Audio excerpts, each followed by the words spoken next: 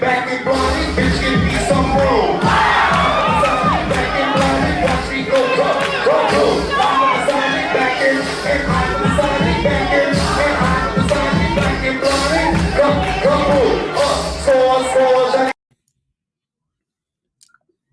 Hi everyone. I guess I'm live. Tim was supposed to be doing the introduction, but of course, just like a regular dude, he would compound on me. And I'm sitting here trying to navigate things behind the scene. But without further delay, I am really excited to interview this icon for her to be able to tell us about her true experience, what her thoughts are around the support that she should have got, how she tried to access support, and what support looks like for someone who we hold true and dear as an icon in Ballroom. Many of you guys say that she's your fave. And I know that you had so many different questions, so many different assumptions, what you thought, what you heard, what you saw, all that stuff. But guess what? It's final hour. It's truth hour. We're going to be inviting Johnny Zion onto the stage and onto this platform to share with us her experience in Ballroom. Welcome to the stage and welcome to the platform, the icon Janice Zion. Tim, are you letting Janice up? I guess we're still waiting for a couple of minutes. There she go. Hey, baby. Turn your microphone on? Can you hear me? But I can't hear you. Hit the microphone. Do you see the up? Now hit it back on. Say something. No, Tim, can we hear her? Hey, in the audience, if you can hear Janice, say something. When you logged in, did you log in and you gave it access to your microphone? When you entered the studio? Uh-huh. Okay, there you go. Uh-oh. All right, Okay, hold on. Okay, boom. Here we go. How about now? Uh-oh. No. It's okay. We're going to give the icon a couple of minutes. Okay, so here. Ready? Hold on. Wait. This is so stupid. Hold on. I know it's confusing. Okay, boom. Should I click back the link? Because I don't see you now. All right. So which phone are you operating from? Because I'm able to hear myself sounding back. Okay, hold on. Because I can see you, but you're frozen. All right. So we're going to give her a couple of minutes to, pull it together so we can come back. Like I said, I know many of you have heard many different stories, many different things. But now we're going to hear it right straight out the icon's mouth. And you'll have a front row seat because she's inviting you in. Not that you hopped in her whip, but she's opening the door to share her narrative with us. So therefore, we will hear the truth from her own mouth. And while we're waiting, can I tell you guys about this amazing fundraiser that Ballroom We Care is going to be having May 6th? Thank you to some of the sponsors. I can go ahead and say two of them. Thank you to Trans New York for sponsoring the event. Tim knows the other ones, the Margella Matters Initiative. Thank you for your sponsorship and your investment in this fundraising. To all the awardees, we want to say congratulations as well. Say something to me now? To make sure there you go. Okay, hey, good. How you doing? I'm doing really well. Thank you. I am so glad. I know that we've been going back and forth, like about, when to do it, when not to do it, when was the appropriate time. And I'm glad that you chose this time. I don't know if you brought the introduction, you got back out there and gave them a little whoop-de-whoop. Yes, I did. You can still do the doop-de-doop. So I just want to say, like, I'm so happy that you felt safe enough and trust me enough with your narrative to come and hold space for me. So I first want to just start off by saying thank you for, reaching out and saying, hey, let's do it. So thank you. So you're very welcome. I love the work you're doing. I love your whole aura. I love everything about you. So this is, this is an honor for me too. I love you too. We share common, we have our little common bestie, my little nephew, so Yes, I hope God. you tune in. But Yeah, he just got back from where was he? Milan. And yes, right now he's going through a little something because his little cousin, I think we might have cancer or something. It's a sticky situation right now. So he's, pray for him. so we're going to Yeah. send him all our love and our best wishes and some positive energy. I just want to say thank you again, you courageous, mighty woman of God. And I just want to say thank you. Thank Okay. you. So we're going to get right into it with the questions, I'm right? like sitting on my hair. Hold on. How long is it? It's what 40 inches or something? Okay. Well, look, Ever see, since I bald, I think I'm young again. So, well, for everyone under the sound of my voice, if you're tuning in, once you tune in, please share the live in other spaces so people can actually have access to this live so they can hear it. I appreciate all of that. Please share this live, share it in Girls United so our girls can come over, share it all over. Johnny's even well, Tim, if you can take a few minutes to share this into other groups so the people can come in the room, right? Give me First thing two I minutes. want Let to me turn say, off my stove. Let me turn off my stove. 2 minutes. okay, go ahead, baby. Do what you got to do because we're going to wait for you. We waited all this time. I think we could wait a couple more minutes, which I think. I think we could wait, right? We said Paris is burning. We don't need Johnny's apartment to be burning as well, right?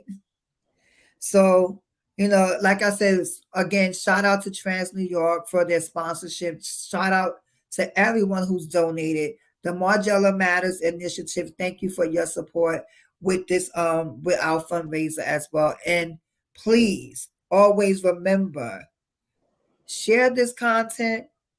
Know that Ballroom We Care is here for you. We are centering our stories. We're giving us a platform to talk about what we need to do, how we need to do it. And in order for us to continue to do the connection to services that we do here at Ballroom We Care, the educational services that we provide about harm reduction here at Ballroom We Care, we definitely need the support of our community. So I'm pleased to announce that Trans New York is one of our sponsors for our event, and so is the Margella Matters Initiative. So shout out to Vinny and them, shout out to Dr. Jen and them for actually pouring into us and making sure that we are able to continue to do what we're doing. So thank you all. So we're going to keep on moving. We're going to talk about some stuff as soon as Johnny's come back.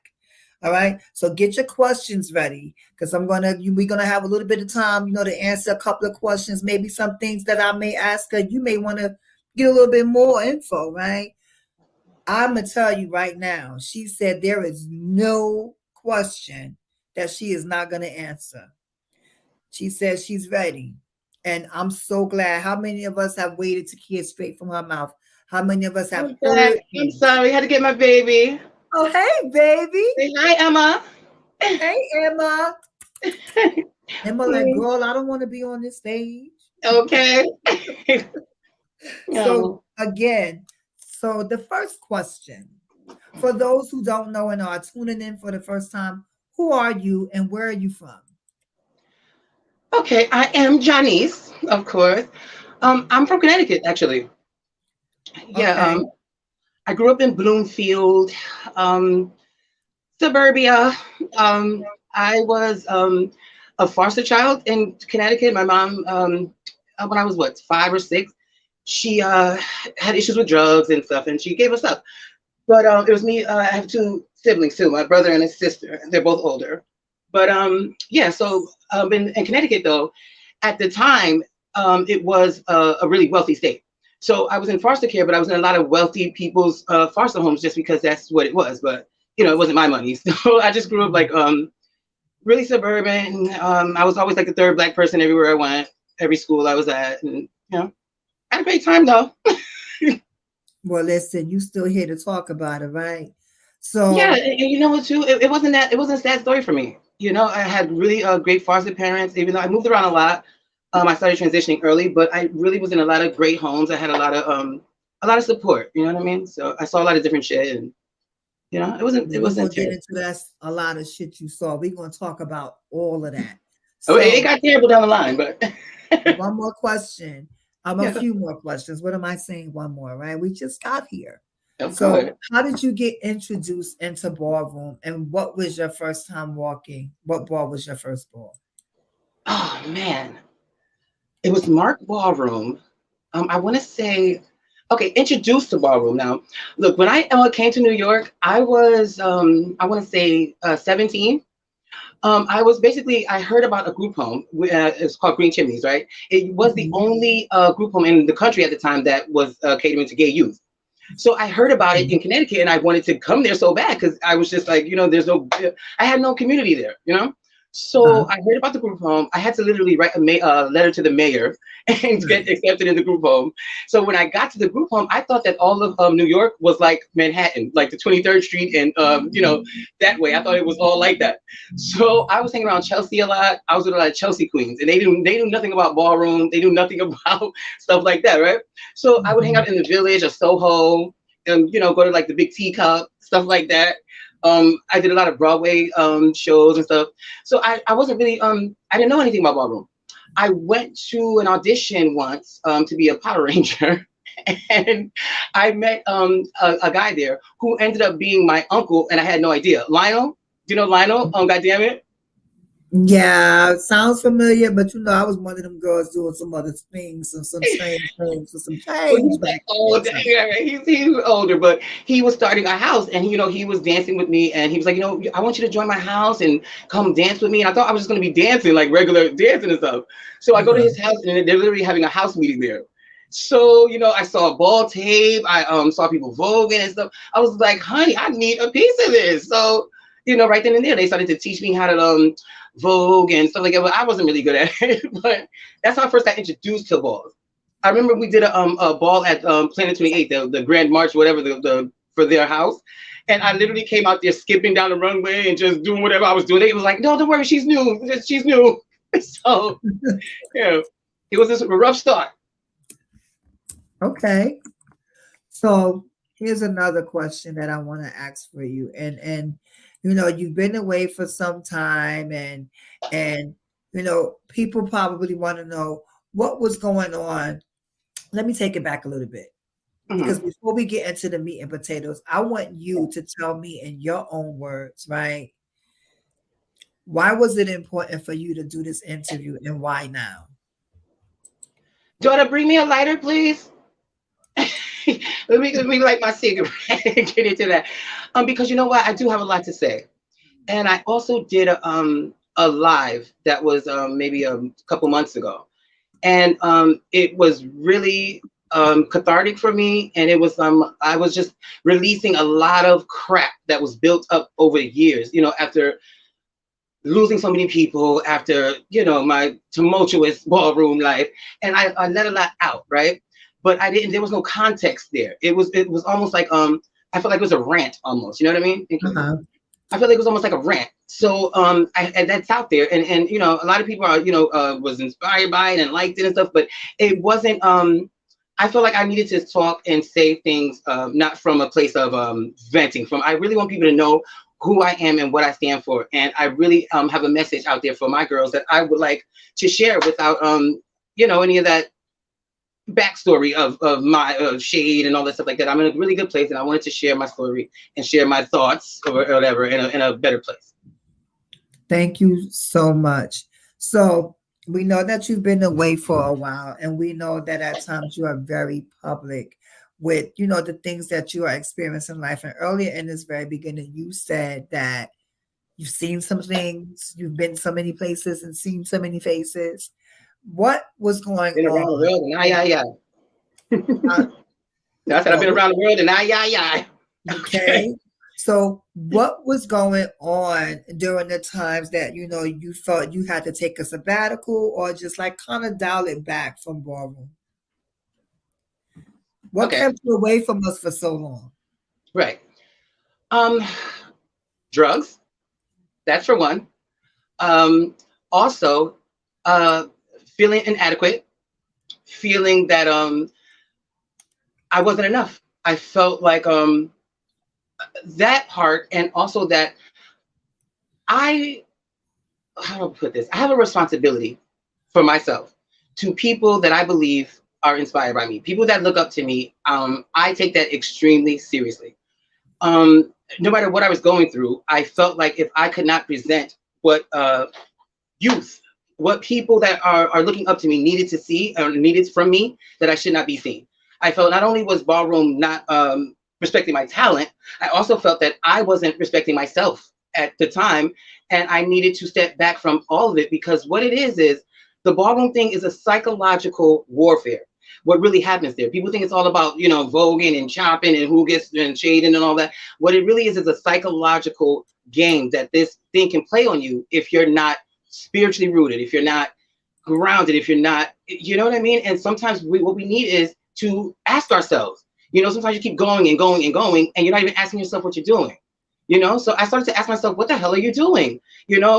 Even with the drugs, why are you doing drugs? Why are you doing this? Why all this stuff? And as I kept losing people, I kept wanting to retreat. I kept feeling like Ballroom was killing people. I started to feel almost like just not like that was an old life for me. You know what I mean? And until I could come back and have something to say, have something to offer, then I shouldn't be seen. That's what it really was. I did Thank you. rehab. I went to rehab for 6 months. And again, I thank you. But I want to talk about drugs too in a different way, if I could, you Of know? course, listen, I just want to say this, like, this is your moment to say what you feel, right? And just to go back a little bit about, you said how you felt Ballroom was killing us, right? For many of us in Ballroom, it's our refuge and it's our saving grace.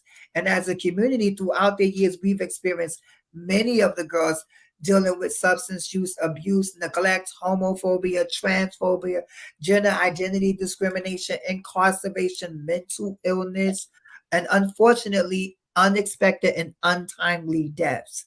Yes. We witness individuals who have cried out for help via social media, and some even took their lives. We have experienced senseless killings of our trans sisters in Ballroom and out of Ballroom.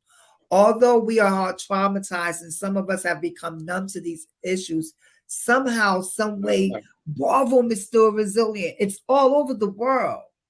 Tonight, this conversation, I hope that we will be able to shed some light on the issues that we face as Black and brown trans women in Ballroom, like substance use, to increase the awareness around it, provide solution as a community, identify warning signs when you see your sisters in your houses or you see your sisters in the street, and hopefully with this information and with this interview, you will provide us with the resources and the information that we need so we can thrive and support our women. Absolutely. So Okay, thank you, so my love. of course. And again, I remember I told you there was nothing off limits at all, right? Because Yes. not only I don't want to be I've overshared a lot before, I think, on social media, if and for the wrong reasons in the past, right? I do feel that there's a strength in being vulnerable. I feel there's a strength in being transparent, right? But if there's any type of a shock value to that, if there's any type of agenda to that, then I don't want any parts of it.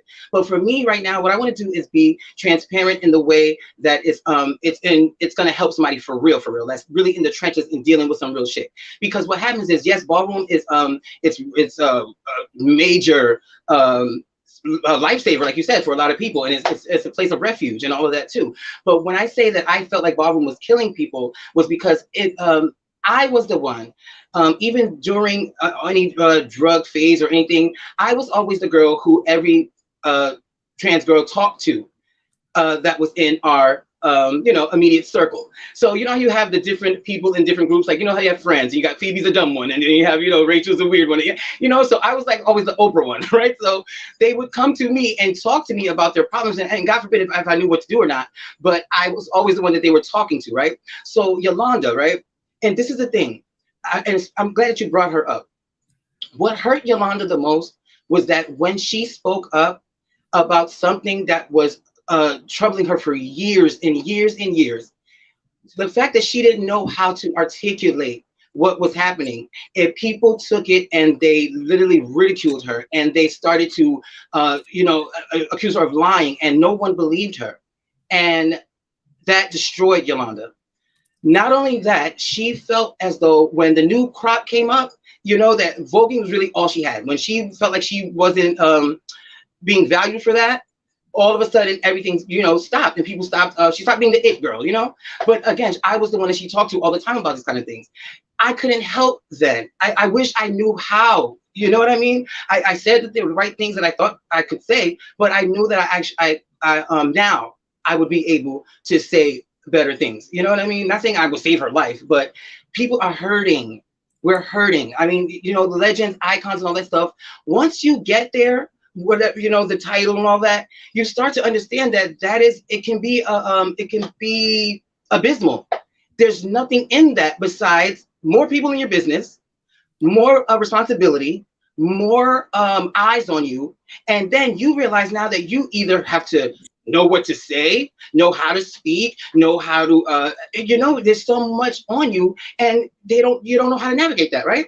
So it's empty. It's like if you're not voguing, the people don't like you anymore, or whatever case may be, right? So a lot of us are hurting, and the drugs are what the only thing that is fuel. It feels like, why get up in the morning? Why even bother to, once you get your surgery and you got your life and all that, we are walking down the street and having boys look at you and talk to you. Gets so old, like, and then there's just nothing. So the drugs were nothing but out of life. It was, if there was no drugs, there was no life. There was just like, and that's the issue. For me, listen. Would you say that it was a way of coping? Because I was just having That's what I mean, coping, life. I mean, feeling like you had something to do, some reason to go. I was just sharing earlier with someone about us being femme queens, trans women, however, you want to, however people choose to access their trans femininity, or their womanhood. I always try to be appropriate because I never want to offend people. But also understand also understand though, they don't know that they're coping, because right. we don't acknowledge that anything's wrong. That's right. the problem. So we don't think that we're coping. We think we're living. We're norming, right? We think that we're norming when everything around us is storming and life is all uncontrollable. You know that I share the same narrative. Right. In my battle with addiction years ago. So I speak to that and I understand exactly what that looks like, right? But this is why I say that as women of trans experience, as we continue to navigate and show up, whether those of us who show up for work, who show up to have this discussion, who show up for ballrooms, we are pushing aside our dysphoria. We're pushing aside our own fears, our own troubles, absolutely, and what we're going through. And some of us seek that comfort and that affirmation in substance use. Right. It's not only happening for women. I want to acknowledge that it happens for the men as well. It happens for our youth as well. But with the girls, and I don't know if you've ever felt like this, but I felt my entire life as being trans, right? Mm-hmm. Again, I want to say that everybody's experience is different. That's for one. Mm-hmm. Even with drugs thing, sometimes we feel like you said, you experienced it yourself, but just because your experience might be different from mine, and even though it's the same thing, substance use, but it's different for everyone. You get what I'm saying? So some people have nobody to talk to. Some people have a few people, and I was blessed that I had a best friend, right? Obviously, you know him, who was there for me through the entire thing, even though he didn't get it. You know what I mean? So it was like that helped a lot, and having that support. But also, again, if you don't know what you're doing, you cannot fix it. It's like you don't know, first of all, what you're doing, and you don't know really why. That's what I want to stress. I think that too many of us trans women, and I'm not talking about the guys here, it's strictly for us, we don't know why we're living. We don't know why we're doing this.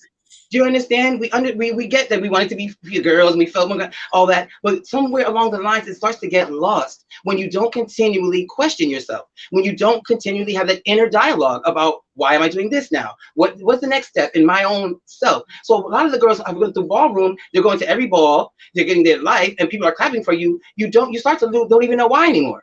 You don't even know the clapping and all the adulation and all that stuff. That's another drug. You get what I'm saying? But you don't even know why you're doing that anymore. It's so psychological, and it's such a oh, thank you. My daughter makes great smoothies. It's ridiculous. Like she cooks like I can't even make oodles and noodles. But anyway, so you don't know what you're doing, right? So I want to okay, let me just say about the drugs thing for me, right? What I think that we're doing too much of with this drug help is we are demonizing drug users in the process of trying to help them. Wait with me.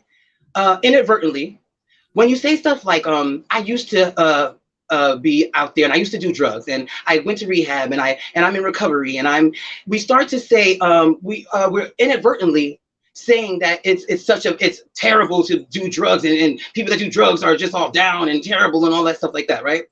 This is the way I feel. I don't think that there's anything wrong with using drugs. I don't. And again, let me just say a disclaimer. This is my own opinion. They don't support my you know how they do that. No, This but is my own thing. I get it. I don't think that drugs are wrong or bad. I don't think there's anything wrong with using drugs at all. It's What not. I think is what happens is when you're doing drugs the wrong way. When drugs are something that is taking precedence over everything else, then that's the problem. So basically, it's drugs. There's a time and place for everything, and drugs are in there too. It's just a little space. It's like when you are mapping out your life, right? There's certain boxes you put everything in: relationship, school, work, family, this and that, fun, drugs. Drugs should be taking up a little sliver of the thing if you're going to use them. I'm saying, if you're using drugs, and that's it. So the rest of the stuff you're still focused on. Let me use an example. Whitney Houston, right? It's just Whitney. Everybody talks about, she was on crack and she did drugs and all that. Whitney Houston was already a full-blown drug addict when she first came out. A full-blown drug addict. So that means from Greatest Love of all the way through to Wait and Exhale, she was using drugs every single day. Now, what Whitney Houston did was she used drugs, but she also decided to go to rehearsal, to go on tour, to make albums, to do all those great things. The Star Spangled Banner, I Will Always Love You, all of those things take work and they take effort. So you don't have time to use drugs in that way because you are doing other stuff. So it's not about you doing drugs. It's about what you're doing on those drugs. When she got to a certain level now, when there was nothing else to do, she just did drugs all the time and screwed her whole life up. So what I'm saying is when you are doing something, you have to be focused on the priorities, and you will not even have time to do drugs that much. That's going to, and even if you are high, when she was high, she chose to do what? Sometimes she did a concert. Sometimes she did, like I said, songs that change people's lives. Girl, you got me sitting here thinking that you and Whitney was best friends. But let me ask you another I'm just question. saying, it's what you're doing on drugs. People, when I used to use drugs, right? I used to also talk to young kids and tell them never use drugs and don't do this and that. And I would always, when I go outside, people would see me sometimes and be like, "Oh my God, Janice," or whatever. And I'm high as a kite. And I'm literally made sure that I was straightened up and I spoke to them clearly and I made sure that they saw an example. So guess what? I had to take back my drugs. I had to not do drugs in a certain way so that I could still maintain something for someone else. So I'm just saying. So that's key. I don't want to cut you off. That's key. You get what I'm saying? That's key. And I need you to, and I just want you to sit with that just sit with that for a second, right? I was getting clean for someone else. I wanted to keep up the appearance, right? And more often than not, we find ourselves doing that, keeping up an appearance to please others. Meanwhile, you're spiritually bankrupt. You're doing stuff and you don't even understand why you're doing it, but you're doing it because you're using it as a way to cope, right? I've heard you say many things. No, that's not. Wait. Let me cut you there. That's not what I was saying. No. Okay. What I'm saying is, okay, my responsibility to youth was more important to me than being high. There you go. So now I get it. So it was not about saying I'm using that. Showing them the right way by example. You was modeling what it looks like to live a clean and sober life. So you decided to change. So therefore you can show them what it looks like. Is that what I'm hearing? No, I'm not saying that either. I'm saying I'm showing them how to do drugs properly. Oh, okay, perfect. I hear you. So You let me know, I'm ask you just a question. So if let me they, I'm ask you a saying question. not saying use drugs. I'm saying if they, okay, say if they didn't know, right, and you just heard rumors, you just heard, you know, just hear people get high, they hear that kind of thing, right? Right. I would not want them to see me falling all over in the street and all, you know, and because drugs are a part of our culture. Drugs are a part of our culture, ballroom culture, and us in general. We use drugs. You get what I'm saying? It's a part of the culture, just like pedophilia is a part of the culture. I'm just saying, I'm not even in any way saying that any of these things are right or wrong or anything. I'm saying these are all things that are a part of the culture, right? So Well, there listen, is, y'all said that y'all wanted to hear the truth. She gonna say it like she feel it, and it is what it is. because what they do, listen, Wait a they minute. And everybody get, if you hear something, I'm gonna just ask y'all to sit with that because I'm gonna even take a back seat, right? Because we know that Janice has a big personality and she will speak exactly what she feels. But I just want to be able to get some of the questions in there, if you will allow. sure. I just want to get a couple of questions and then we could just open it up. So some of the questions that I definitely want you to answer is do you think, like, ballroom contributed with your substance use, either past or present? And has ballroom been helping you or people? And because see, when we say ballroom, we talk about ballroom like it's an entity. And I learned that from my Asia to stop saying that. That doesn't even sound right. Has being a part of ballroom and the people in ballroom contributed to the challenges, past or present, with substance use? And part two of that question, have people in ballroom been a part of your recovery to help you cope with your challenges or help you use less? And I know that you said you were inspired by the children, but were there other people in ballroom who were there and was helping you along the way? I know we know one person that we can both, who is not here. So I don't like using names when people are not present. Mhm. So, because they may not want that, that's probably not the recognition they want. But you and I both know the person who was there for you, and he is a part of Ballroom. And I thank you so much for him being there for you constantly. We always was like in communication And but understand too, he's not really a part of ballroom either. You know, well, he's in it, but not, yeah. like you know But what I mean. again, the question is, do you think that ballroom has contributed and do you think the people in ballroom has contributed to your substance use? And do you think the people in ballroom have helped you cope? And if not, why? Okay. Um, Again, and I'm going to answer the question completely, but again, I want to make it very clear that I'm coming from a place where I don't think of substance abuse as something um, terrible.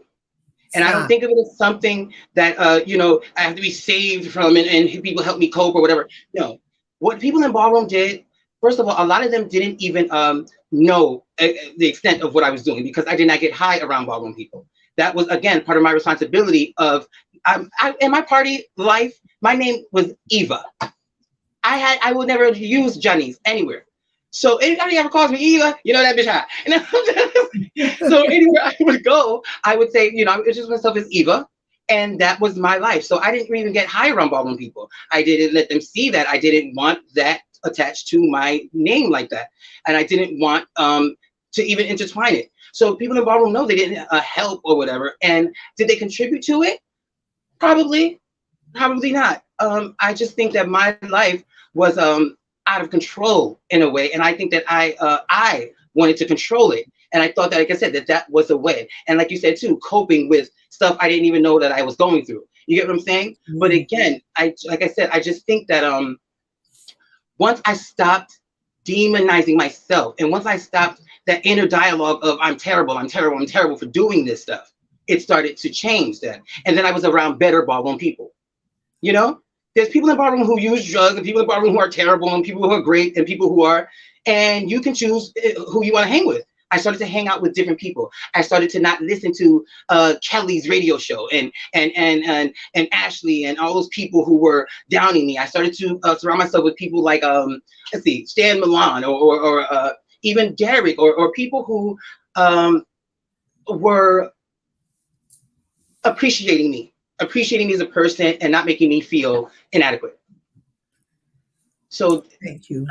You know, Thank that's you how so that much. was. Listen, thank you. Listen, your honesty is so refreshing, and I love that. So, listen, You look beautiful too, by the way. I was about to say the same thing to you. Thank you. I'm Really. still healing, but just thank you. And this is healing to me. Like, when we first discussed being on here, I was like, well, but these are opportunities where we get to center our voices and let our voices be heard. And again, I want to say thank you just for even coming here and wanting to share your experience, because you don't have to. Of And course. I I need people want to to. understand that I we want don't to. owe you our narratives. We give them to you freely to educate, inform, and for others can see how And when you we. told me your story, holy shitballs. I had no clue. I mean, and again, I had no clue. Okay, Thank you. it's really amazing where you've Thank come from, you. and Thank you so much. yeah. So my next question for you is, as a woman in Ballroom, in the icon, and I need you to answer this honestly. Do I'm you answering everything trust? honestly. Do you trust Ballroom? Like, do you trust the level of care and the support that Hell Ballroom no. give you? Hell no. Why? Because they don't trust themselves. Ballroom is not a place for that. I don't look to ballroom for that. I don't need to trust ballroom. I need to trust myself. I need to trust my friends. I need to trust people who are there in my personal life. Trusting ballroom, I trust ballroom to do what it's going to do. I trust ballroom to do what it's going to do. It's going to be fickle. It's going to shift. It's going to change every 5 minutes. It's also going to give me fake news. It's going to make me feel, let me just make sure that gets in it. Make me look fab or feel fab when I'm not. It's gonna cater to a fantasy life that is not me, because people don't know you. They see you and you voguing and they look up to you. So I trust ballroom to do that, but I don't trust ballroom. No, not at all. I mean, they've also been terrible to me as politically, not the people, just the people in power. Basically, like the electoral votes when we vote. The Congress has been terrible to me. So, but it's a new Congress in town now. That's the thing. The old Congress is out. So it's a new Congress, and all of those kids who were looking up to me and stuff, they're now legends, and they're now running the show. So things are changing now. So I want to say, like, because I want people who are under the sound of my voice to understand, when we use Ballroom, we're talking about the people in Ballroom. Ballroom is not a person. Ballroom is a community of people who go, a community of queer, Black, and brown folk who go and have friendly sport, friendly competition. For some of us, we leave it on the floor. For some of us, we take it home. And I it think we say ballroom like society, right? differentiates, and it varies from each person. So, We and say I ballroom hear like we you. say society, right? Right. And I hear you say Yeah. that, you know, you will never trust them, that the people, and that times have changed. You do know I'm in Ballroom. So you do trust me, and you are here with me. So there are some good people in Ballroom. And I say that because I love what you said about, you had to shift your dynamic and be around different people and choose who, And that's why you you know. say, when you say, do I trust ballroom? It's like saying to me, do you trust society? You know? Mhm. No, I don't I, trust I society. got you. I trust Listen, people in. I'm here But with you. And it yeah, I wasn't just want it to make sure wasn't something on. until I realized that I had to shift, right? When you start being around people who truly support you, who truly pour into you, this is what we get. We get the beautiful, magnificent, skin glowing, smiling, drinking a smoothie that her daughter made her with the doggy sitting on her lap. This is what support looks like. And however you got here, whatever got you to this point, I want to tell you that I'm proud of you. And Thank you. I applaud you. I applaud you because I know how life could tear us apart. So And can I I tell you applaud something? you. You Thank you understand? for that. And can I tell you something though? Before you get that support, and before you get around the people you need to be around, you have to change your mind. If you want Mhm, to change your life, you have to change your mind. mhm, Every 5 minutes, you have to literally decide in yourself, I am not going to live this way anymore. And that just really, it honestly comes where you're faking it at first. You just say it. Saying it puts the seed in there. But it really has to start with your own self saying, I am tired of living this way. Because no matter what somebody does to you, no matter how mean they are to you, or, like if your mom fucks your life up, you still got to fix it. Your mother left you when you were 5. When you are turning adult, nobody gives a shit anymore. So you need to fix your own fucking life, even though your mom messed it up. You cannot depend on anyone to make the change, the light that says, I want to do different. Now, listen, when you do decide to do that, it's not like everything just falls into place and you just, it's work. It's work. And what the work is this: you read a self-help book. You watch Oprah. You say affirmations to yourself. I started to get into Buddhism. I started to chant. You actually have a routine of self-help. That has to go on for at least, I don't want to give it a time limit or whatever, but at least a month or something of you being just in your own shit, your own self, committing to the work of being better. Now, once you start to do that, right? And he knows when you really want to. Not when you're saying you want to because people think you should do that. Not when your mama say I'm sick of your shit. Not when you don't have any more friends anymore because you burn all your bridges. When you say I want better, and then you start to do the work. You have to start the work. The doors are going to start to open. It's going to start falling into place. It's going to start to get easier. But every step you take, then he's going to open 2 more windows. If your ass stop taking that step now, catch this. You stop that work, you're going back like 3 places. So once you get to a certain place, you're like, I'm not going back there. I don't give a fuck what nobody said no more. You start to accomplish a goal. Oh, I did that. Oh, now what else could I possibly do? It's like that. And then everything starts to fall into place. The universe starts to give you the things you need in order to be who you need to be. But you have to start with yourself and say you're really tired and start doing work towards that. Thank you so much. It's really true. You are so amazing. And I could, me and you, we could have this conversation all day. But and I think yours is hard work. I think you're from the school of, honey, you were in prison. Honey, fuck all that dumb shit. You had to work, and first of all, you had no choice but to get into yourself. But you are definitely from the school of, you do this and that happens. Okay, you work hard, you work, and you do that. There's, it's maybe I don't know, an easier way, maybe. I hope. Thank you so much for acknowledging that. I mean, I affirm myself in so many different ways, and I'm able to do what I do because I have a loving and supportive family who continues to push me. And I know for me to show up and do this work every day, it's a daily routine and a mantra that I tell myself so I can get to do the work. Because coming from my experience, being an Afro-Latina trans woman of color, I know how difficult it can be.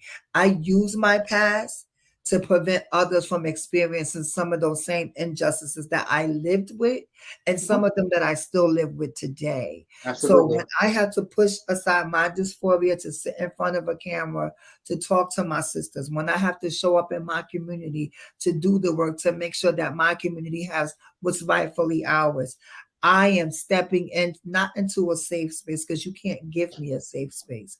I'm stepping into a brave space that I know that I have to be brave to do it. And that's why I say I applaud you for being here, because you could have been anywhere else. And isn't that important to you? Isn't that important to you, right? Yes. I had to also, when I first got into Buddhism, right? Of course, bitch, I saw a Tina Turner movie, and I was just like, I thought to myself, look, I wasn't raised in the church and all that stuff like that, right? But for 3 years when I was a teenager, I had Jamaican foster parents who they were Pentecostal. So for 3 years, I was going to church every single day. I had no, I couldn't listen to secular music. It was like totally in there, right? And then I decided to do it for myself, like to really get to know the Lord and really to try to do it for myself. I mean, when I took a Bible to school, I was gay as hell, but I wasn't doing gay stuff. I just was really into it, right? But I always felt like I was never going to be good enough, because think about it. You always got to say, forgive me every 5 minutes, even though he died on the cross and all that. So I always felt like this is not working for me, right? And it was always about Jesus, help me. Lord, help me, help me, help me. When I started to get into Buddhism, I started to say to Tina Turner, right? I'm like, okay, she was with Ike for like 14 years, right? This bitch got her ass for 14 years. And then she left. And she said this helped her. So if she could do that, okay, I needed something that worked. Christianity was not working, okay, because I was not feeling whole. I was not feeling powerful at all. And I was not helping. I was helping myself at all. Getting on my knees, asking him, was not doing it. So once I started to chant and realize that, oh, okay, now I felt like I was motivated. Working, you work. Buddhism doesn't help you. You are cleared of the bullshit so that you can do the fucking work, the important work, and that's really all it is. Okay. So it's all about doing the stuff. You can't sit around and wait. You can't pray. You can't do nothing. You have to work. That's it. Okay, You have so to let me work. ask you a question. What advice could you offer a young teen who is actually just entering our community and our culture and like is considering or doing drugs or may just be having things hard? What type of advice would you tell a young adult today? Okay. What I think is that a lot of the girls, right? I don't know if maybe you hang around younger girls now. I don't know. But what they're doing, everyone is not everyone, you know what I mean when I say everyone. They're getting high, right? In hotel rooms. What they're doing in their heads are they know they think that if people saw that they would not like them or they would not think that they were cool anymore. So they're doing drugs, right? And then they come out and somebody will say something like they see that they cannot be respected that way. So then they're living a different life, right? But they're still feeling like shit about themselves in that space. And no one is actually helping because they have money, they have power, they have people around them who are doing their bidding. We have surgery and we look great and we're doing all those things. And I mean, the younger people who are looking up to, like, I'll say a me or you or a Sanaya or anybody, and they're not knowing our struggle. They're not knowing what we went through and all that stuff. They just know that they now look that way. So they're in there and they're getting high, and no one's talking about the real thing. No one's talking about what to do when you're high. So what I would like to say to those young people out there who are getting high and who are not basically at a place where they want to stop, you have to want to stop. If you do not want to, do not even attempt to, because you're just going to push yourself further back. So what I want to say to you girls that are in this situation, you're getting high right now. You're in your hotel probably watching me getting high, and you're fine. Your life is fine. You're going about your life every day, and you think that everything is great. You need to ask yourself why you are doing whatever you're doing. When you are getting high, this is an acronym called HALT, right? HALT. The H is, how long has it been since I've eaten? How long has it been since I've eaten, right? That's one. The A is, am I around people who care about me? The L is for, do I need to lay down? Lay down. You know what I mean? And the T is for timeout. So what I'm trying to say is, That eat was every powerful. 24 hours. Eat every 24 hours. Stop getting high for 24 hours after you eat. When you wake up, do not get high. Do your hygiene. Take a shower. Get yourself together. Have your alone time. Stop having so many people around you all the time. Give yourself a day. Make sure that you're resting. Do not get high for more than 3 days, ever. Ever. And anyone who tries to make you still get high after 3 days, you run away from that person. If that person is telling you to get high and you know your ass has been up for 3 days, run away from that person and you take your ass a nap, okay? I want you to not think of yourself as anything bad. I want you to understand that you are worthy, you're beautiful, you're just fine. Everyone has a vice. Some people drink too much coffee. Some people smoke too many cigarettes, and literally cigarettes and alcohol are the number one on the killer list. Crystal meth, cocaine is like number 5 and number 7. So the deadliest drugs on earth are the legal ones. Cigarettes and alcohol. They kill people 20 times more than the drugs that you guys are doing. So knowing those facts, stop with the stigma. Who cares? You're not anything worse than your grandma who smokes cements in the hedges. You have to know that you are worth showering and living, though, and doing your regular routine that doesn't involve drugs. Maybe this So is harm reduction at its best. that's what When I'm I about, tell Tabitha. you, when I I'm not tell you, about this whole stop doing drugs and all that. I am about, I need my girls to be here. I am here after Deja, Yolanda, Alora, Cassandra, the list goes on and on. Amanda, we can go to Anaja, Sai. I mean, we can go down the list. And those are girls who were wonderful people. Do you understand what I'm saying to you? Wonderful people who helped me. And so I was such an idiot when I came here. Deja taught me how to talk. She taught me how to be around boys. Anaja taught me how to dress, how to put something on my body, how to not be scared going outside. Um,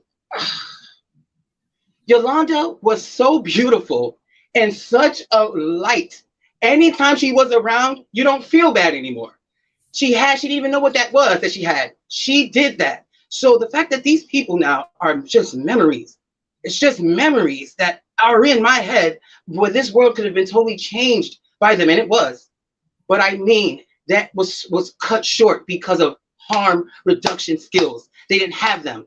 We didn't have them. The only reason I would take a break was because my best friend would come into any fucking crack house, wherever the fuck I was in, and drag me out of there and give her a bitch, please. Or I'd be on the stroll. And sometimes when you were on the stroll back in the day, you would be out there until 8 in the morning.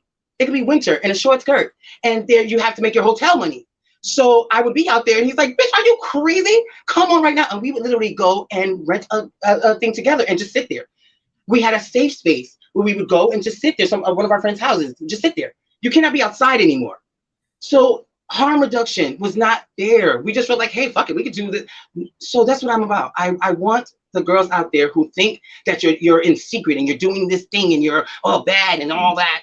Fuck that shit, okay? And I'm also not saying here, go out there and let people know you can't hide either. Keep your business to your fucking self, okay? And make sure when you go outside, nobody can tell, because that means something as well. But I want you to really understand why you're doing it. You're just bored, bitch, okay? That's for one. You don't have somebody who you feel like loves you like that, and you are coping with shit you don't know. Find out what's the root of your problems and start to read and stuff. Just harm reduce. Use less. You know? Thank you so much. So I saw you mention a whole bunch of girls, right? And I know just because you go back and forth and you tip in and out, and a lot of people are showing you so much love. I can't see the comments like that, but if you guys are under the sound of my voice, I'm gonna need y'all to just say hashtag we love you, Johnny's, and I can't see the comments or anything. I don't know how to do that. When I tell you this, I'm going to tell you this. I don't want to see the comments either. I want to just talk and then. No, right. I'm not seeing them, but we will answer a couple of questions in the end because I did think that it was important for us to do that. Because please, if they have questions, ask them, please. If they have questions, I may have some questions. So, Tim, as we're continuing to talk, if you see any comments that come up, if you have any questions, we're going to take a few. Please be respectful because if you ask the wrong way and she responds, I'm gonna let you have it. So again, be mindful of the space. So what I want to say is you mentioned a lot of girls. At this. But you mentioned a lot of girls. I also want to ask you, I know you keep your eye on the game. I know you watch what's going on. Who are some of your faves today?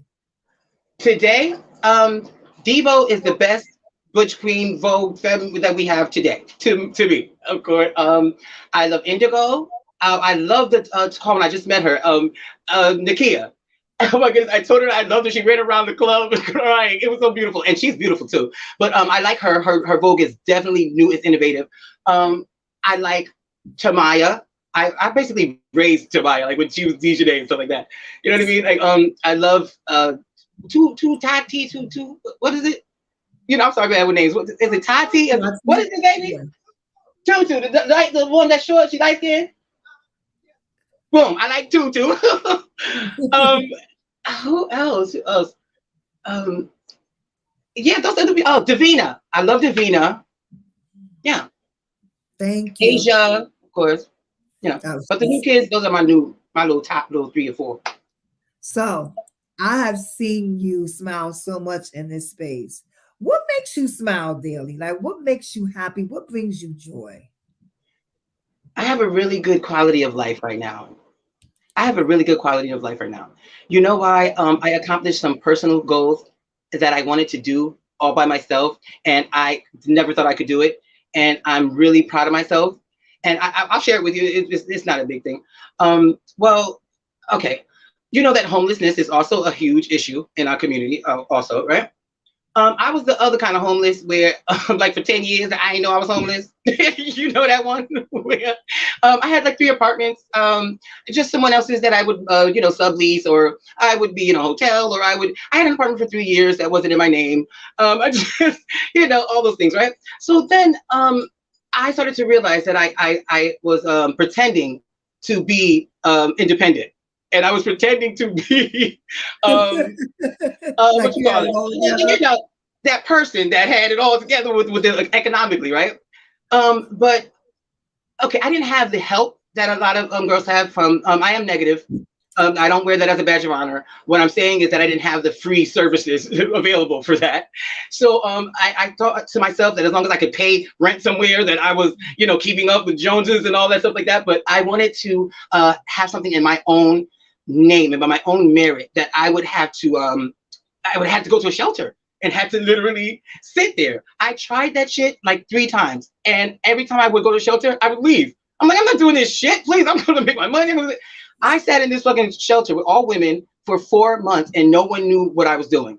Again, I thought I was gonna leave every 5 minutes, but I wanted to do it, and I got all my paperwork together, my IDs together. I got my little the end game with the voucher, and got my stuff, and I'm ready to move now. So it's like I haven't even moved out yet, actually. You know what I mean? So I'm in the process of looking for an apartment now, but I did all of that stuff just by myself, and I did that, and I'm just so happy that I stuck out something that way. You know what I mean? I've done so many other things where I don't know, I never thought I was doing it. This I know that I did for myself, so I'm so happy about that, right? And then when I was doing it, obviously yeah, I was getting high sometimes too. I just was I started smoking weed now. I could roll a fucking joint. I could never roll a joint, like anything. I was in my house. I read Lenny Kravitz's book. I read Tina Turner's book. I read because she has another one after Ike. I read so many books. I used to read a lot. I started reading again, and I just am so happy with my own preservation. I'm happy with my own chutzpah. You know what I'm saying? I So love that. that's I really love what that. that I is. love I that you promise can you. escape. I love to read as well. It's something I do in my pastime as well, and it does bring me a lot of joy. Tim, can you bring Demetrius' questions back up? I think the name was Demetrius, and I think the question was, what are your thoughts about someone who is dealing with depression and low self-esteem? What would you say to someone like that? Okay, what I would say is this. We used to be in a world where, can you guys see me okay? Yeah. Because I'm the darker shade of black, so I gotta get up in here in this light. Okay, there we go. We used to live in a world, right? And just bear with me, I'm a little long-winded. We used to be in a world where there was dinosaurs, right? There were dinosaurs on this earth.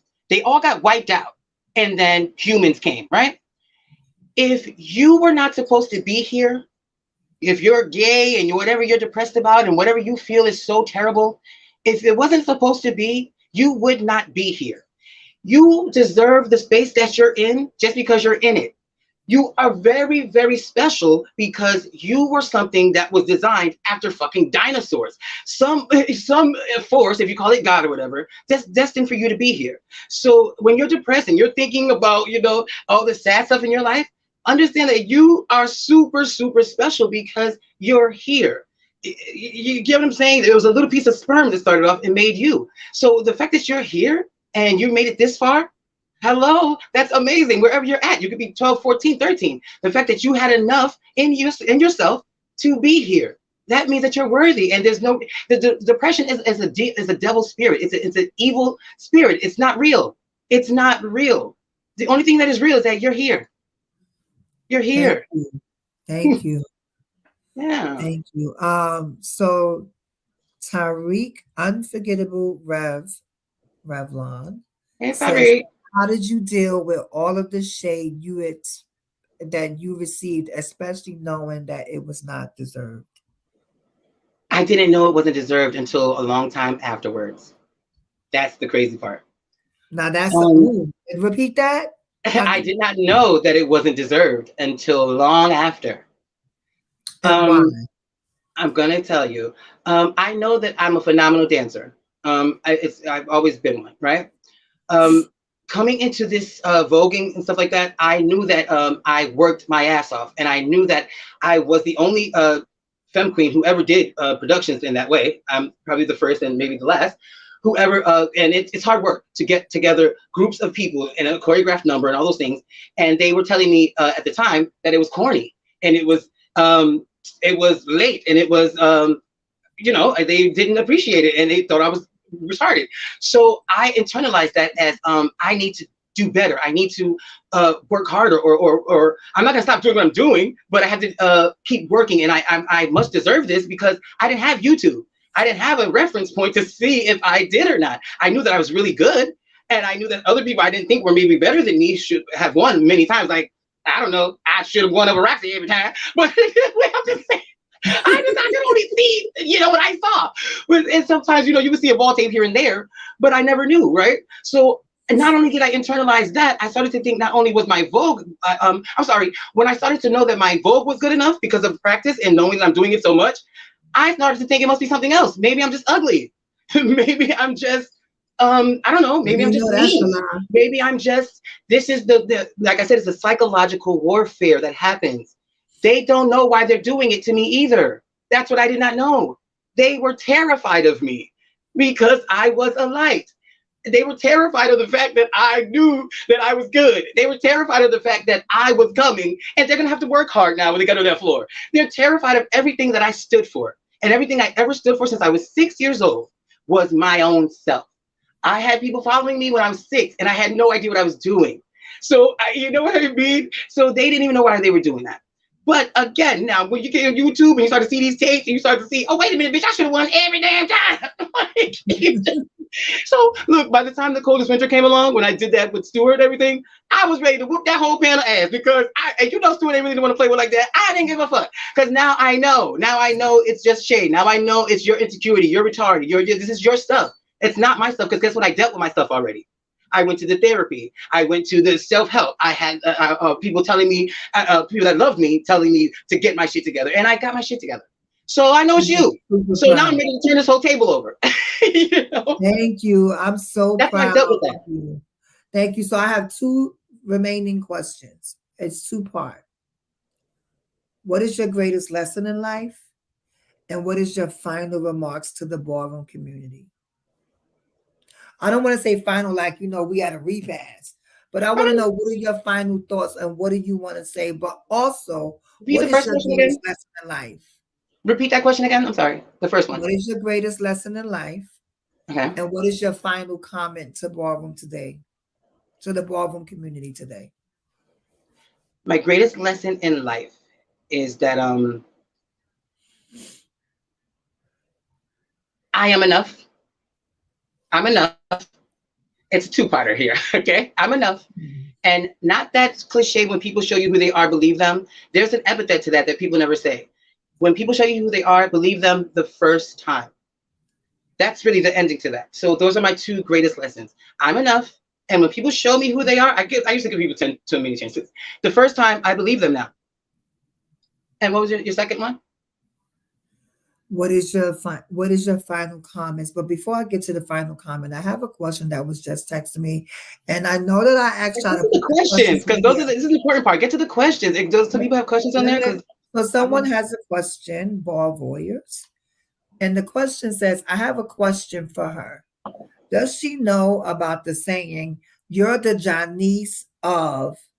that the people say in ballroom'?" Have you heard that before? I just found out maybe, okay, like I want to say last year, right? I have a friend, James, James, Jalissa? Jalissa? Boom. Jalissa has an ear to the street, right? Because she always be with the young people, like she does programs for them, right? I didn't even know that I'd be going viral with that, sounding back and blind. I didn't know that the young people be talking about me and they really love me and the underdog thing is now a thing. And like, we used to walk in the house and you'd be like, oh, I'm about to be Alyssa and I'm about to be Ash.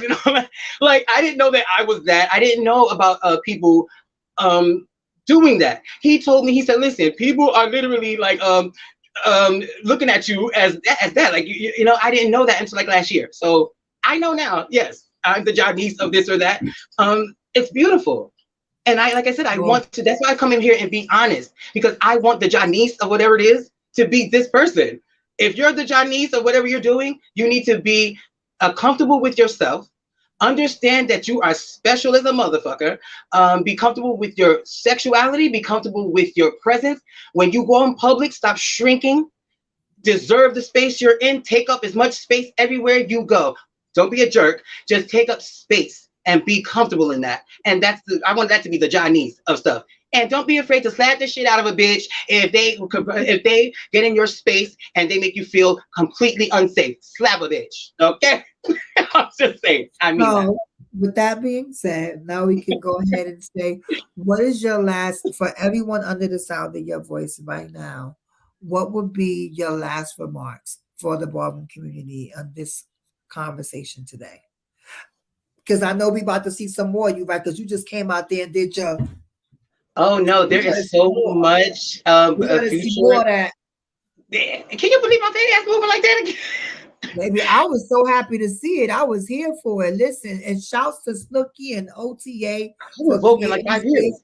And you felt that energy and you ran over there and you put it down. And mind you, in the place, how many people were like literally? There was 2 people who burst into tears. There's somebody who told me they were watching me since they were 13 years old, and he's 20 something now. He was like 13. He's like, you don't understand. Like this happened like a lot during that night. It was insane to me. And when I vote, honestly, I feel like it was the 90s again. I literally the vibe there that Lego has created is so beautiful. The people, the whole thing was, first of all, the icon thing is not even questionable, obviously, but I felt the icon I am that night. It just because it was nothing but for them. I put it all out there for them like I used to when it wasn't no bullshit with this. It was beautiful. But last remarks. Before I say that, I'm sorry. I know I keep saying that, but I just want to say that again. Thank you. Right? Thank you for pulling up. Thank you for sharing the space. Thank you for telling your story. We love you, Johnny's. And we need you. So I want you to stay doing whatever it is that you're doing that has you here, vibrant, glowing, being at peace, centering yourself, giving back, sharing your narrative, empowering others, being the mighty woman that I know you are. And I know that, wow, see, and I wanted to close out, but there's something that Monique just asked, and I gotta ask you. Monique from Baltimore? Yes. I I love gotta ask you her. because it's something that I should have asked because I heard you talk about it. But I want to continue to affirm you because seeing I you. don't affirm me. Don't affirm me. No, Just no, no. agree with I need me. to. I need to. And you need to receive your roses, right? And you need to not No, tell no one not to give you your roses because you I don't deserve need all it, your but I roses. appreciate it. I appreciate And I it. know, and see, and that's the gentleness in you that you don't need it, No, but you appreciate I it. But appreciate I'm it gonna so give it much. to you anyway because I can, and I Thank can you. do that. And I'm Yes, going you to can. continue to tell you that I Thank appreciate you for sharing space and sharing your narrative. You thank said you. a lot of girls have gone on. Do you suffer from survival's guilt because you lost so many of your sisters? No. Why that is? Quickly, I'm trying to make this as quick as possible. Right before Yolanda passed, right? Me and her were in a shelter together for maybe a week. While we were in that shelter, Yolanda, this was maybe 2 weeks before she died. She was telling me about feeling bad that her brother had committed suicide, right? She was telling me so much stuff about herself and about she wanted to leave the shelter too, and I kept trying to give her everything to say. Like I kept getting her food and we got to read and stuff and try to make her stay. But I got to celebrate Yolanda's life, and I got to realize who she really was at that time, right? So then after that, after she passed, I started to do that with all my other girls that I was losing because I was suffering so bad from not having a friend anymore, not having my girls, and it was running one after the other. And I kept saying to myself, why am I here? I'm not so special. Why didn't I get HIV? I'm a slut too. Why am I not? I'm dying from doing mad drugs too. Why am I not? Why am I here? Why? I feel bad almost for being alive. Then I started to realize, and then I missed them so much. But then when I did that with Yolanda, and I wasn't that sad anymore because I started to reflect on those lives that were in my life. And the fact that I got them, I got to be with those people and I got to know those people and I got to kiki at the highest level of a kiki. I got to have all the bad boys and I got to go travel and I got to hang with the fabulous boys and bitches and I got to I had those people in my life. So it's a celebration to me now. Of course, I'm sad and stuff like that. But when I think about my sisters now, I think about all those times. I think about the crazy shit. And I think about me and Winston were on the phone the other day. And we were just talking about all that crazy, the grandma and how we always used to congregate in Precious house and all that stuff. And then think about it. We thought it was all sad and everything. No, we were having the time of our lives because we were together in our fucked up shit. We were all together in it, And so it was beautiful. And that's how I don't do this, because you know why? Feeling bad does nothing for anyone. Feeling sad does nothing for anyone but hurt. That's it. So if you're feeling sad and bad, you're just fucking up your life. You're not celebrating your friends who you lost.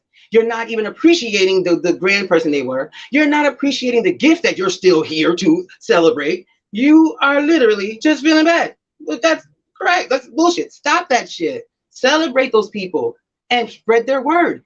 Represent them. Let people, be better for them. I wish to God Deja was them at the club Monday night. I wish that me and Yolanda could have been out there carrying, and she would have gotten I wish for that. But guess what? I vowed with their spirit in me. I Vogue so people know how that kind of shit was. And that's what I'm going to continue to do. I'm doing Vogue classes. I'm going to start those too, and we're going to put up flyers for that. I'm going to start the Vogue classes that I think Devo did it before. I think maybe Mika had done. We're going to be doing that. I'm going to be traveling. We're going to take OTA on tour. I'm going to be doing some seminars, and I'm going to be out more. And while I'm out, I just want to continue to represent the Dejas and the Yolandas and the Alluras, and I want to represent them in the way for people to know them. They're not just a memory. I want to put their spirit into me and hopefully project that onto, the youngins.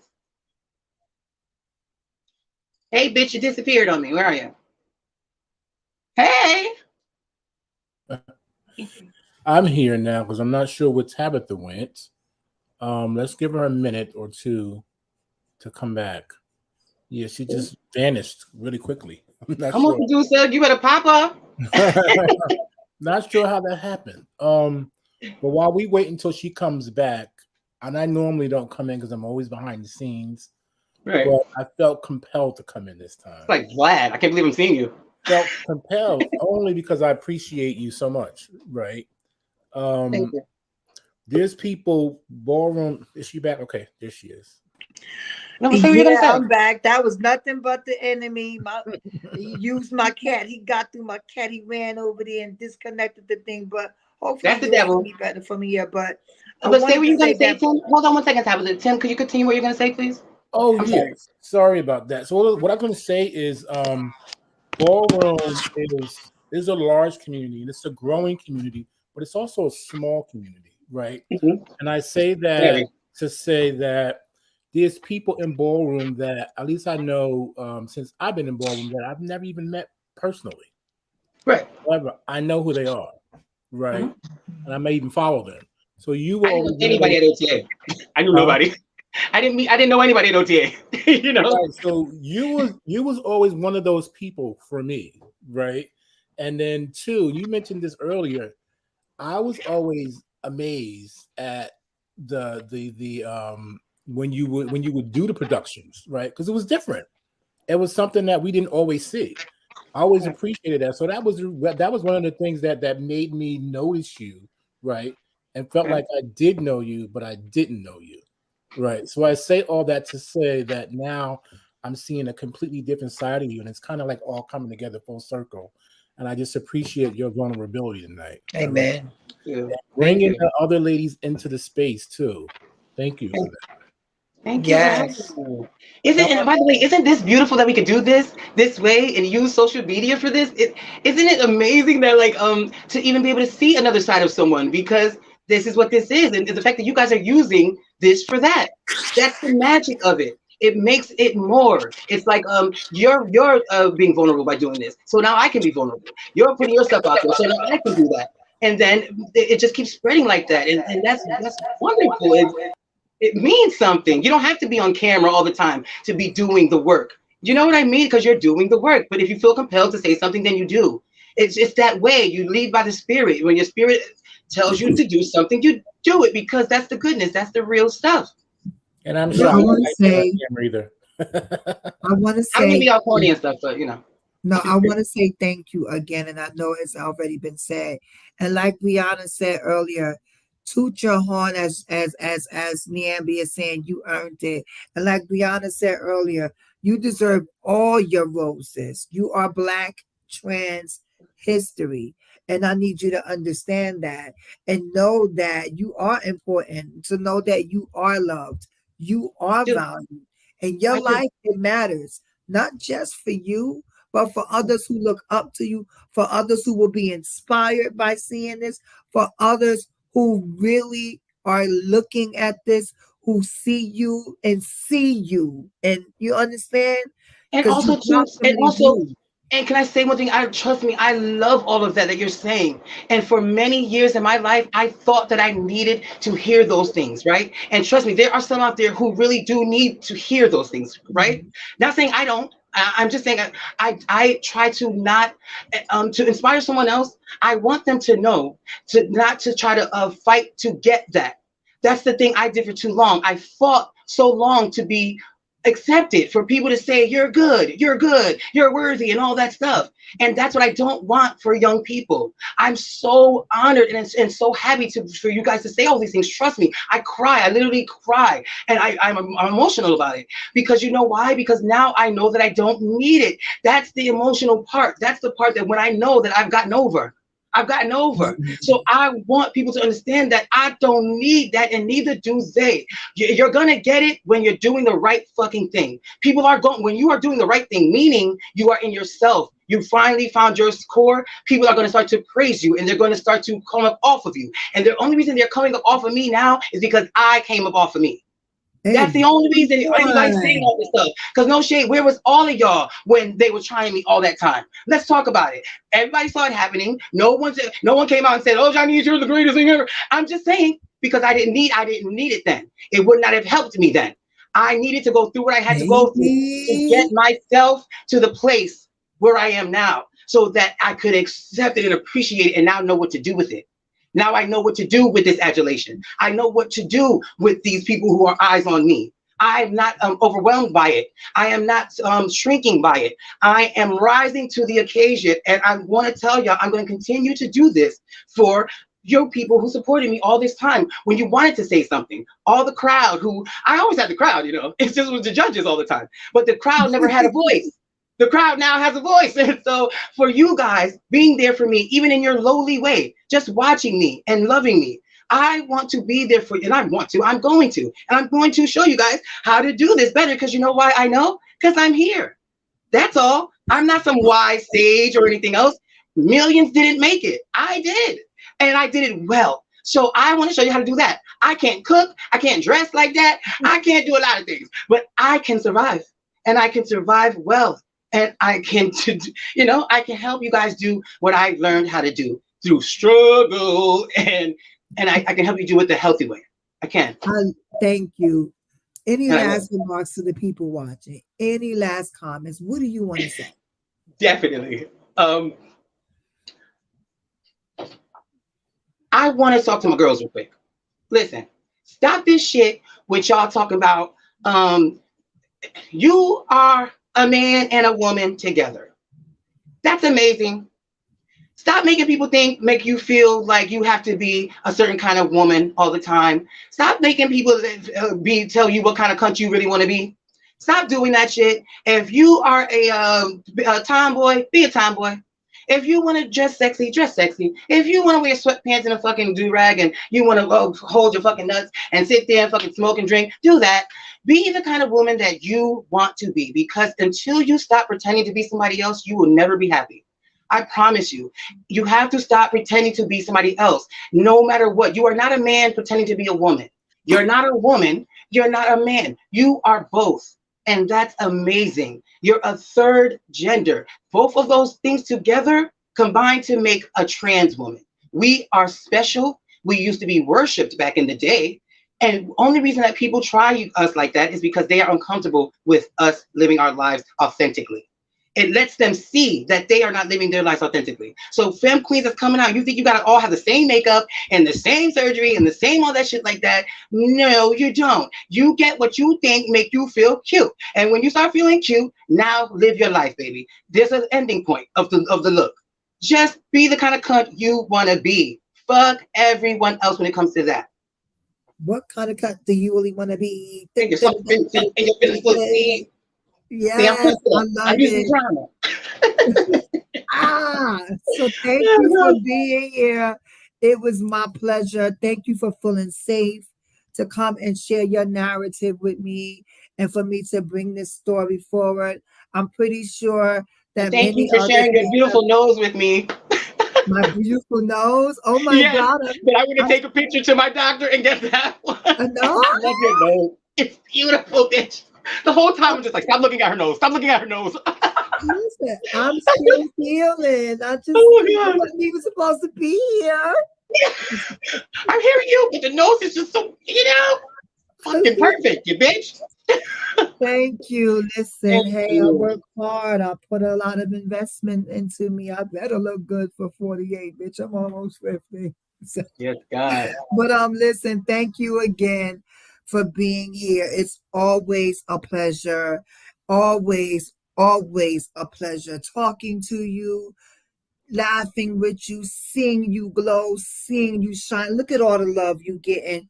We love you. Always know that you are loved. Always know that you are valued. And forever know that your fucking life, it matters. You Yeah. hear me?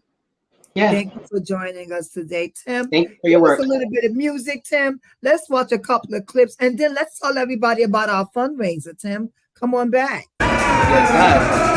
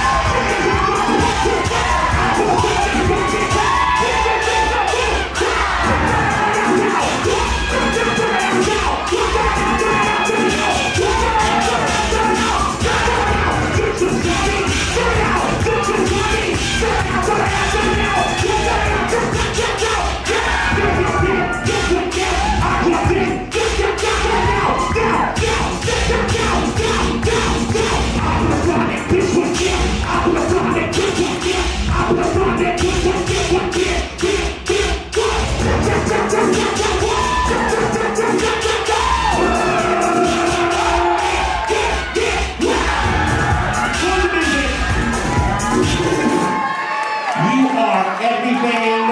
It isn't my first time meeting you tonight. Face to face, you are everything. You're still here. You look beautiful. You are ballroom royalty. Ladies and gentlemen, give this iconic lady a round of applause.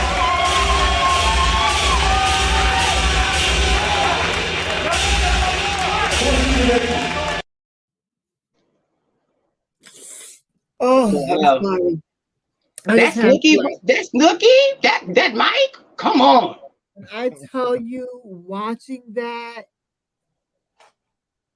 like, I love the joy rising. I love to see it on the tape when you see the crowd rise to it. That's the funnest part. look, when you did that, you did it, we was And already everybody's doing going. it with me. You see the side, they all.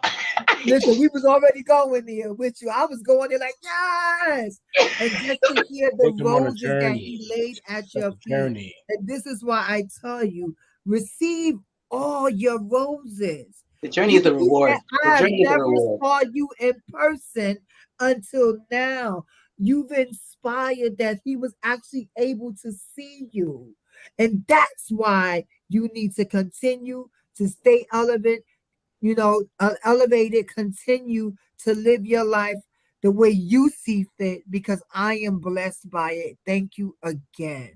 Thank you guys for this platform, and thank you for doing what you do. Seriously, thank you. And thank you for hearing me out, even though I know my opinions is kind of out there. But thank you for, Everybody has a right, and That's you what we have the need. right to your own. I will never tell no one to not feel what they feel. I love especially if you. they work. I put like this. I'm with you when you're right. If it works, I'll try that shit. Okay, it works. Look, somebody said I legit had a tear roll down my face. I did too. Like seriously. Like, People have but to stop Tim, crying when they see me because I cry with them when my makeup gets messed up. Okay, people were crying at OTA, and I was like, oh my god, no. I wanted to For close sure. out the show, and I actually wanted to just to tell you guys a little bit about this amazing fundraiser that we have coming up at Ballroom We Care. I want to shout out a couple of sponsors. I want to shout out to Trans New York, who is actually one of who have sponsored the event. I of course want to shout out the Margella, the House of Margella Matters Initiative for sponsoring and pouring into this event.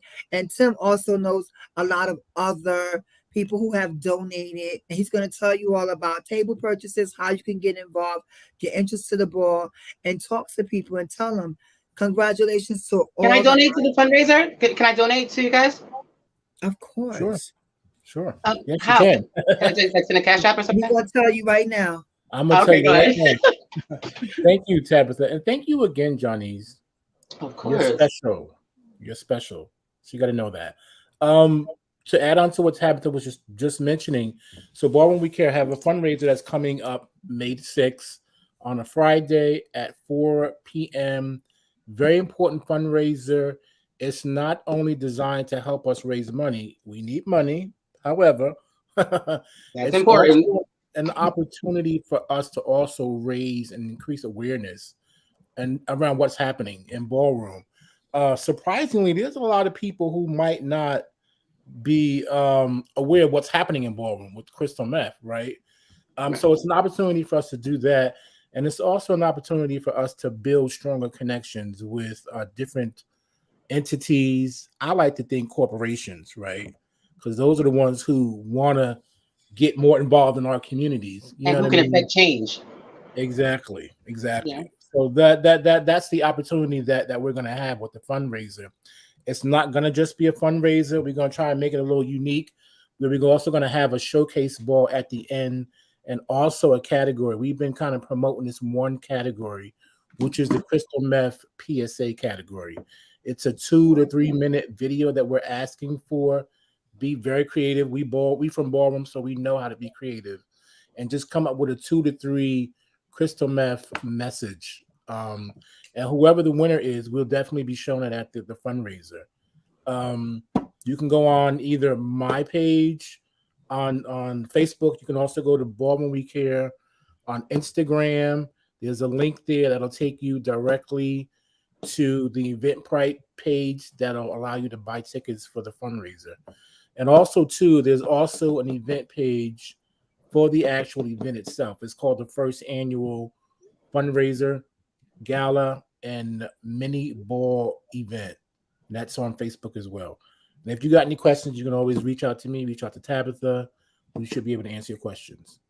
And we need your support, Ballroom. It's for Ballroom. This is the first of its kind. So the only agency Everything helps. $5, $2, $3.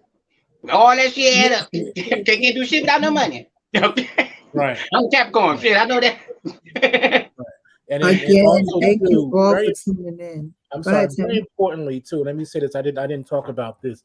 Ballroom We Care is a very small nonprofit organization that focuses on providing support, awareness, education, and culturally competent resources to individuals in Ballroom who are struggling with crystal meth use and mental health related conditions. That's what we do. That's our mission, and we stand by it. Now, y'all know I'm a woman, so I got to promote some cross promotion for my other ladies and my sisters that's out there. I'm going to need y'all to stay tuned for some more interesting conversations coming out very soon from some other icons in Ballroom. We got Niambi, Nicole, and Niambi, Denise yes. and Trinity, who will be having 3 the Fab Way. It's going to be a bunch of installments and great conversations. Also, y'all know I can't go without the plug for sisters with me, Temperance, Asia, and Calypso. The women are taking the front seat. We are back at it. We're going to be having some very, very intentional conversations, open conversations that relates to us as a community. Okay, so stay tuned for some more stuff coming out, and stay tuned for these shows right here on Ballroom We Care, where we center the voices of our women and the challenges that we face in Ballroom. Thank you all for tuning in. Good night.